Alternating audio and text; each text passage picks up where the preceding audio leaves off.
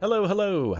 Perfidious Pete here with another boss-bashing, horror-hunting good time out among the wicked wilds and misty moors of Perfidious Manor in Darkest Dungeon.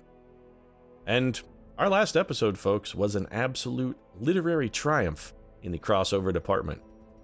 In what could possibly constitute the greatest potential slash fic of all time, little Katniss Everdeen and the mighty Ron Weasley teamed up with Bruenor Battlehammer to take down the Bring an 8-pounder. And not only was it an epic battle, but it was every bit as epically one-sided as anyone might have imagined given that team. Katniss blackened the sky with arrows from behind the cover of Bruenor's shield, while Ron Weasley took out the better part of a decade's worth of second fiddle frustration by beating the holy screaming fuck out of a cadre of bandits the way he always dreamed of taking down that uppity shitbiscuit can do no wrong golden boy, Harry Potter. Yes, if our little crossover team taught us anything, it's that Ron is still harboring a lot of pent-up anger from his years at Hogwarts. I mean, he's got some issues. And though he does adopt a mild, good-natured demeanor, trust me folks, beneath that pale, freckled breast of Ron's beats the seething, lunatic heart of a berserker. He's a man a hair's breadth from a mental breakdown at any moment. He could just completely freak out and rage. He's basically the Hulk with ginger hair. He really is. Fortunately for us, though, we were able to give Ron a productive outlet for his unbridled rage, and we not only annihilated our foes, but also hauled back an entire Gringotts wizarding bank full of loot. We made a truckload of money on our last mission. And you know what? Considering the performance of our team, I really think our wisest move is actually to send Ron and the gang back into the dungeon straight away. And not only will we potentially get another bank full of loot, but we can also keep the fire of Ron's rage well stoked. I mean, after all, when you get a firebolt racing broom between your legs, you keep riding that baby until you catch the snitch. Also, that would make a great slogan for a line of Harry Potter-inspired dildos, actually. The firebolt racing broom. Ride it till you catch that snitch, if you know what I mean. Although, now that I think about it, I'd actually be willing to wager just about any amount that you'd care to wager that the firebolt racing broom dildo was probably already a product. Anyway, let's get down into the dungeon. Probably a little young adult themed with the Harry Potter to be dildo inspired, but pretty sure J.K. Rowling probably wouldn't license that. Then again, never know. So we could try and kill the sonorous prophet. I actually think our team has a pretty good chance of taking him down, or we could go for the inchoate flesh. Let's take a look and see who has the better trinket. That'll be our deciding. The Hellion's Hairpin. 7% crit in the dark. Bonus accuracy in the dark. Minus virtue chance and minus death blow chance. That's fucking terrible. I don't like... Alright. It's going to be easy to beat then. 20 stress resist, 20% stress heal while camping, plus 30 to heal skills, minus 50. That's actually really very good. We're definitely going after the Sonorous Prophet. There's no debate. That's an excellent item. So we're going with exactly the same team we took last time. One thing I'd like to note, not only did these guys bash a boss, but when they came back, look at the stress levels on these guys. Almost no one... The only person who came back with stress at all was Florence Nightingale, and Florence Nightingale has only 21 stress. That's pretty damn remarkable, guys. It really is. So here comes the Sonorous Prophet then. We're going to go take his ass down. So let's gear up with some food. Probably, I'm thinking 2 full stacks. Sounds about right. Let's go with 2 full stacks. You know what? Let's hedge our bets just a little bit. 2 full stacks and 1 extra hunger prompts worth of food. I like that. So we're going to go with 28 food, 1 full stack of shovels. Basically 1 of everything else except torches, which we're going to bring 12 of. Should be plenty. Let's unleash the fucking beast. Go get him, Ron. Beneath the manor were well underway when a particularly ragged indigent arrived in the hamlet. Why didn't you just throw him out then? The toothless miscreant boasted an uncanny knowledge of my ambitions. And prognosticated publicly that, left unchecked, I would soon unleash doom upon the world. So let me get this straight. He's a ragged, crazy, probably drunk weirdo who is up to no good, knows all of our ancestors' plans, and yet, rather than just fucking kicking him out of the village for being, I don't know, a vagabond or whatever kind of trumped-up charge you could come up with, you just let the dude hang out, huh? I kind of think that one's on you, Ancestor. I really think that's... I mean, you can't really pin this one on the Prophet. That's sort of on you, buddy. Anyway, Sonorous Prophet's probably going to be right here. We're going to head in that direction, and like last episode, if things go really well against the Prophet, we can always just circle back and retrace our steps. I think we'll let this one pass. I'm not really in... no. I lied. Katniss Everdeen's going to check it out. Katniss? Can we check out the bookcase, please? There you go. Oh, that was the right move. Katniss is a quick draw. Well, of course she's a quick draw. She's goddamn Katniss Everdeen. We saw her quick draw skills last time she was out. We already knew she was a quick draw. She's amazing. Flat out amazing. That wasn't necessarily an amazing start to Katniss's journey this time, but Katniss is still amazing. We're hitting this last guy because, of course, Ron Weasley has an opportunity to put some beating on these two front ranks for us, so... Nice kill from Florence Nightingale starting things off. I have to assume these guys are going to beat Ron on a speed roll. They did. That's okay, though. Bruenor is riposting. He also got the dodge. That could set Ron up for the double KO, and it does. Perfectly executed, team.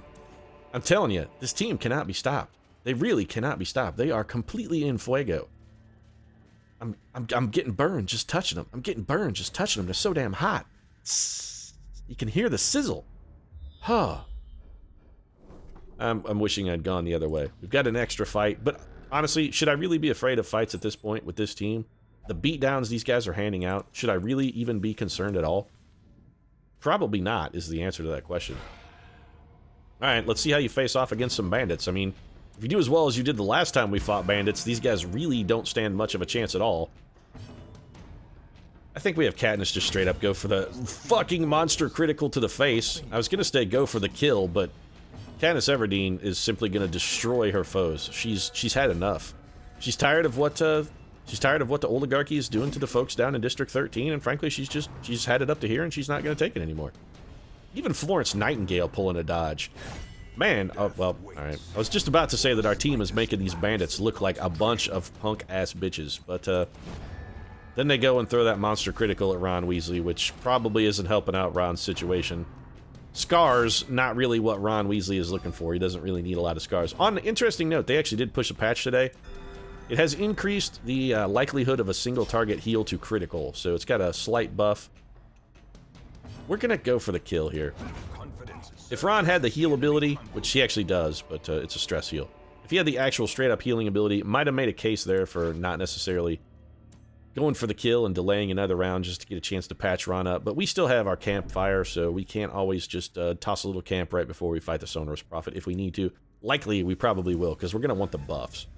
This team does have, that's another thing to point out, this team composition, they got all the buffs, ladies and gentlemen. They bring the buff, they really do. We got Restring Crossbow, we got Blessings, we got different targeting abilities, Katniss Everdeen, got some little weapons maintenance, of course, for Bruenor Battlehammer. That man knows how to build magical weapons. I have to assume that he has constructed them for the team.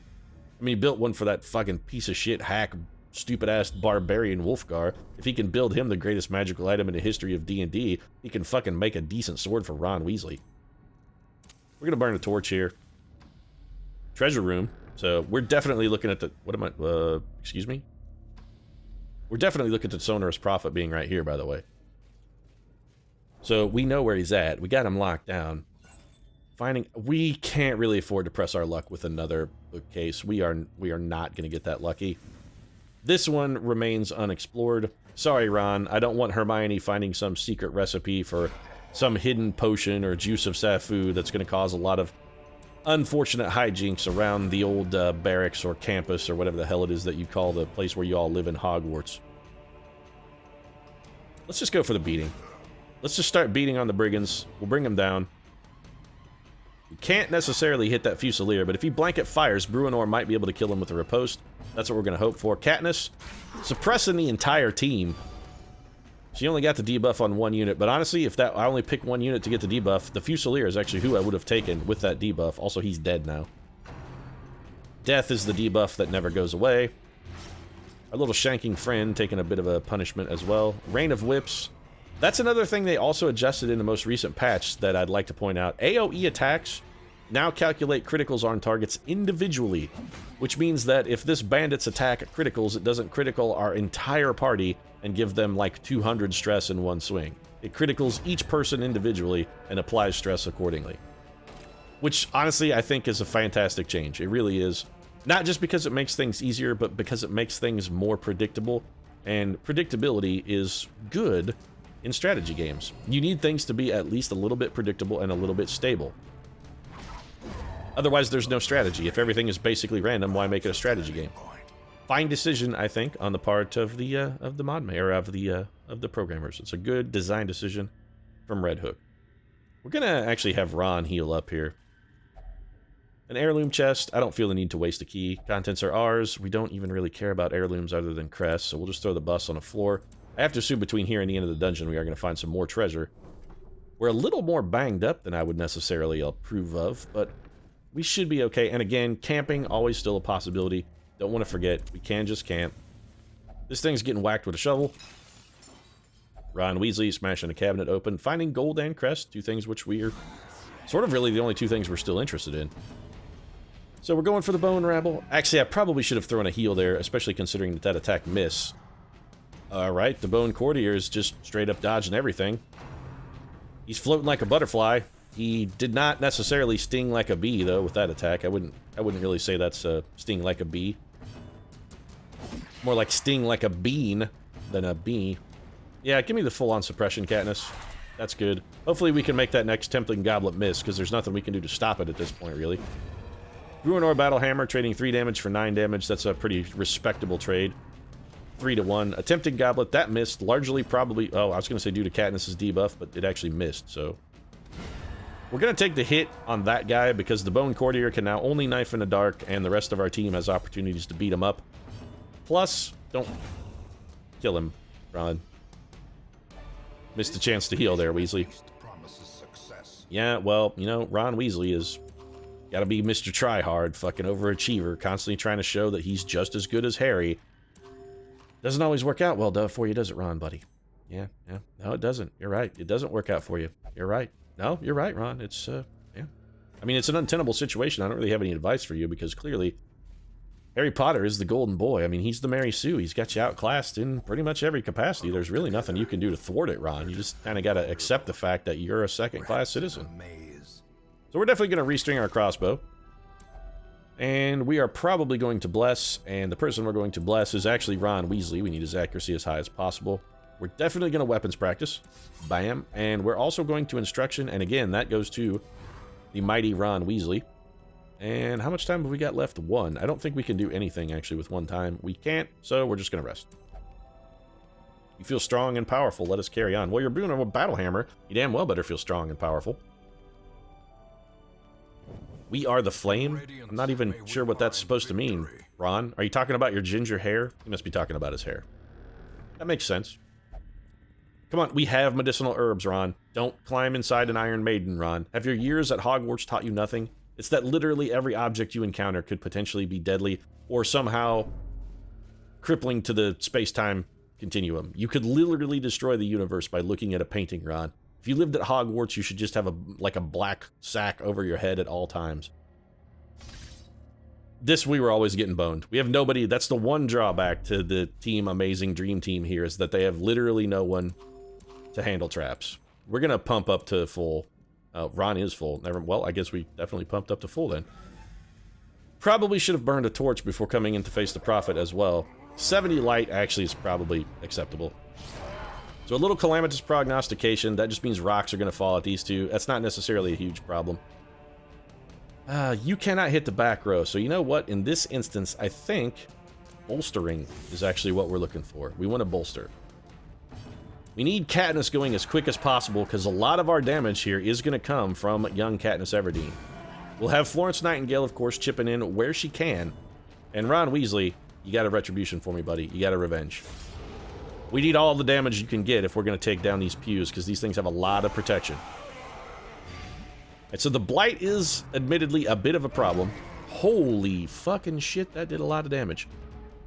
So they have definitely upped the damage of the Sonorous Prophet by a pretty wide margin, in fact. We gotta get him healing. We could theoretically protect Florence Nightingale, but considering Bruenor is already pretty beaten up, I don't necessarily think that's the right call. We did 6 damage, which is some, but less than we would like. Florence Nightingale, you gotta give me a big... Some criticals would not go amiss there. Nope, no criticals. The Blight is really a problem, because if somebody gets put down to death's door, they could probably take a tick of Blight before they really get a chance to maybe get out of the... Get the hell out of Dodge. Theoretically, the smart move here would have been to reshuffle. Alright, so just a stress attack on Florence Nightingale. Oh, that stun that's probably gonna kill someone, actually. Yep, Bruenor's gonna die. Unless Katniss beats him and gets a chance to heal Bruenor. Come on, Katniss Everdeen, save a life here. You gotta save somebody, Katniss. Katniss, my dear, my love, come on, this is all you. You gotta do it for me, Katniss. Oh, this is why Battlefield Bandage is so good. Bruenor is probably going to be right back on death's door. If we're perfectly honest about it, he's going right back. But the Sonorous Prophet creeps ever closer, and this one is falling on Ron Weasley, who can take... He actually only took 1 damage from that. Good. Pound this big, stupid bastard right in his scruffy beard, and keep working him over. Fulminate, a full dodge, and... Oh, that was beautiful. We did 10 damage on the enemy's turn. Rubble of Ruin dropping on the head of Ron Weasley. That's okay, though. Ron can take it. Man, we are taking a lot of damage here. Calamitous Prognostication. Katniss Everdeen. She could fall on death's door. That's fine. Katniss hasn't been there. We can work around that. Bruenor getting 5 damage. We got to go for the group heal.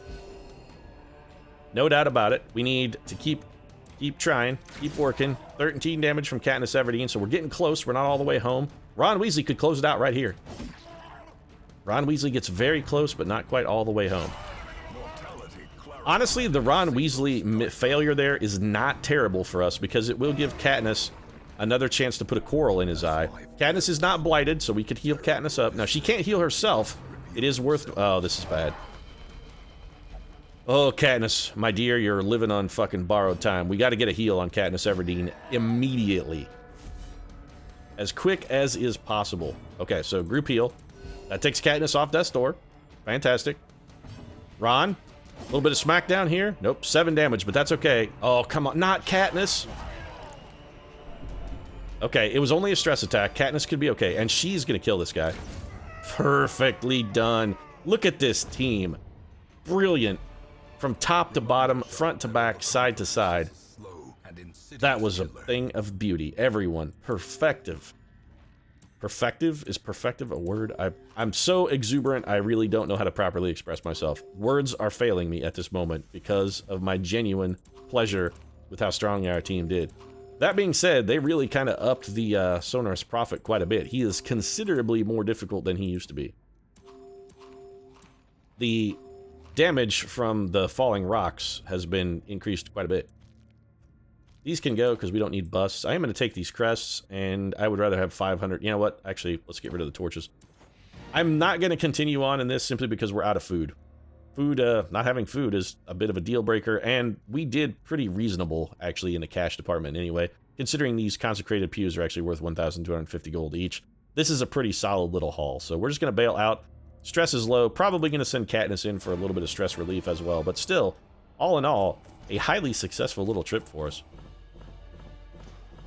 Plus 30% heals for minus 15 damage is a bit of a trade, but honestly, I feel it's worth it. Especially considering we don't use debuff skills on our cleric. That's basically a wash. And stress resist and stress heal is very good for our Vestals. Very good indeed. So now we have a bit of a problem. Florence Nightingale has made rank 3, which means she can no longer go into the lowest level dungeon. That's a bit of a problem. Slayer of Mankind is fantastic, and clearly Ron Weasley still harboring some of those pent-up anger issues. I have to imagine he's picturing Harry Potter's face on every single one of our foes that he slays. Bruenor, a Slayer of Eldritch, which is, again, equally fantastic. Unquiet Mind is not a big deal. Second Wind is very good. And Bloodthirsty is, honestly, appropriate for Katniss, 1, and 2, not really that big of a drawback. So, a solid performance from our entire team. Garrett Jax is moving sluggishly after a long night of drinking, has minus 10 dodge. Alright, we'll probably not be taking Garrett Jax out anytime soon anyway. Madeline Usher Parade got 86 stress back, Brienne is no longer a ruins phobe, Rick Deckard is no longer nervous, and Lucy Pevensey is no longer zoophobic, which is good, because Aslan had some serious fucking problems with the fact that Lucy shrieked in terror and ran away every time he tried to give her a divine command. So let's see who else has quirks that we need to get rid of. Monomania, Dark Temptation. We're, of course, prioritizing our legends just to make sure they're in as tip-top shape as possible. None of those is really a deal breaker. Fine, good. Probably okay. Half-cocked Jack. Really probably okay, actually. Bad Gambler and Enlightened, not really a problem. So Lucy, other than a torn rotator cuff, which doesn't really hurt her at all because we don't use melee skills on our Vestals. Anemic should probably go. So let's throw Chrysania in here for a little treatment of anemia. Clearly, they got some real magic in their methods in the sanitarium if they can cure anemia, as far as I understand. That's kind of a genetic thing that doesn't really go away. I guess you can have temporary anemia from other sources. Let's assume it's that. She maybe has an iron deficiency. We're going to fatten her up, feed her some liver or something. 5 damage to range skills, not really a problem. Known cheat, resolution. None of these are hugely deal breakers, especially for Karen Murphy, who doesn't really use a whole lot of ranged abilities. Plutomanian Shocker, again, not really a problem. Winded is Warren's Phobe has got to go. As Winded, I wouldn't mind getting rid of either. So we're going to send Django Fett in. Let's get rid of Warren's Phobe. That one is a bit of a problem. What else have we got here? Django, Arya. Arya's Ruin's Phobe. Okay, so Arya is afraid of the entire world, which, considering she grew up in Westeros, is probably reasonable, honestly. If you grew up in Westeros, I think fearing the world is the only rational way to behave. So let's get Bruenor in. Bruenor, anything you'll do? Nah, you don't really care. So go drink. That'll be fine. We'll forget Susan McAllister exists. Guilty conscience. You will do literally anything. So Katniss, why don't you go drinking as well? And that just leaves Ron Weasley, who frankly doesn't really need stress resist. We do have a problem, though, in that our low-level team does not have a healer. We need some manner of healer to bring down into the dungeon with us if we're going to tackle our last lowest level boss. I mean, the 3rd level bosses, we have plenty of associated troopers who are really sort of in the right level range to deal with that. But this last one, Florence Nightingale leveling on that mission really is a bit of a problem. I suppose we'll have to come up with a workaround, even if that workaround involves firing Susan McAllister for one mission and then hiring a Vestal or other healer to sort of fill in the gap and then rehiring a Plague Doctor. We could probably do that. We could make do theoretically with either a Vestal or an Occultist. Either one would do. That's something we'll have to consider, but for now, I think we're pretty well sorted, so I'm going to go ahead and wrap things up. Oh, you know what? One thing we should do before we head out. Let's go upgrade our Survivalist if we can. We can. Exactly. Excellent. We're going to be spending a lot of cash on survival skills, so upgrading the Survivalist is a solid move. Persist and overcome. Wow, almost the Boy Scout motto there, Ancestor, except for you were off by the whole thing. But other than that, hey, pretty close, buddy. All right, so we're going to wrap things up. If you enjoyed the episode, feel free to drop a like down in the comments section. Your support really does mean a lot to us. And hey, Katniss Everdeen, Ron Weasley, Bruenor Battlehammer, I mean, what's not to like? And if you'd like, of course, to catch every episode of Darkest Dungeon, you might consider subscribing as well. We post new episodes every Monday, Wednesday, and Friday, 3 times a week. New action, catch them all. Pokemon, subscribe, cultural reference. I'm going to go. Thanks for watching. We'll see you again soon.